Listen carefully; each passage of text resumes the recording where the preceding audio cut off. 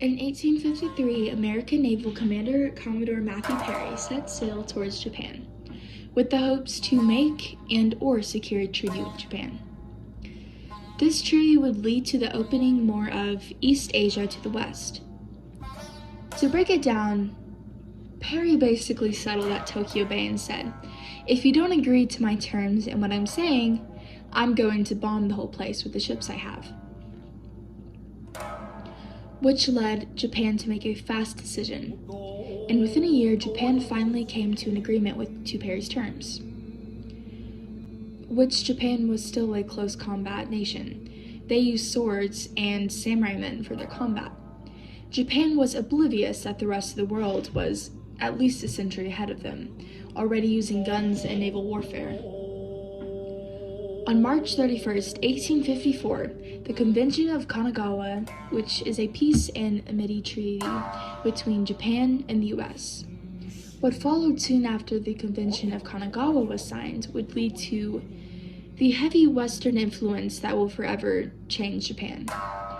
1868 was a very important year for Japan and the Japanese history. Many Japanese men cast aside their ancient traditions in order to modernize, and they have better structures.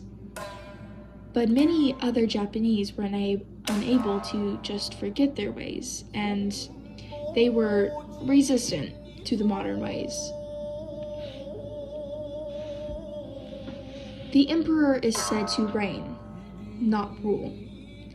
The emperor just sits there.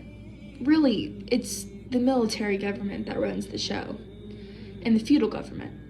So there are domains all over the country, big and small, and they categorize in different ways. And then under the pressure from the West and under the pressure from within Japan, it collapses, causing chaos from within Japan. In order for Japan to speed up on the rest of the world, they needed to modernize in a way similar to the West.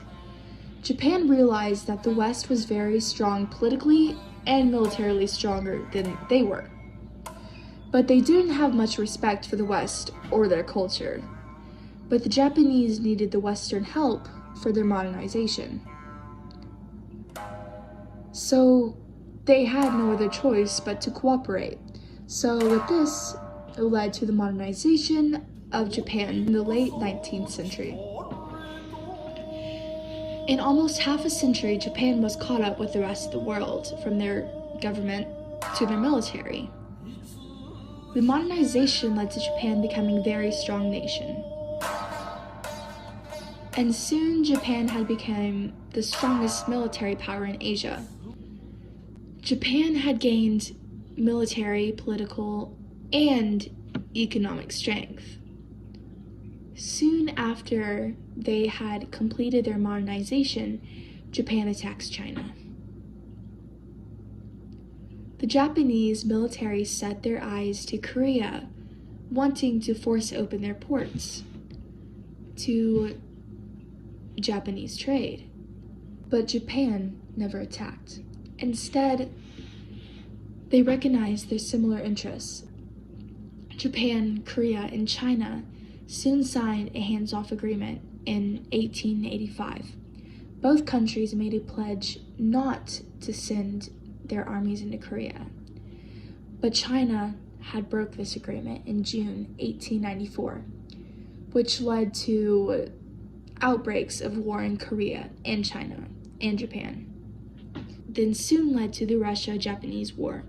But all of this is another story, said for another time.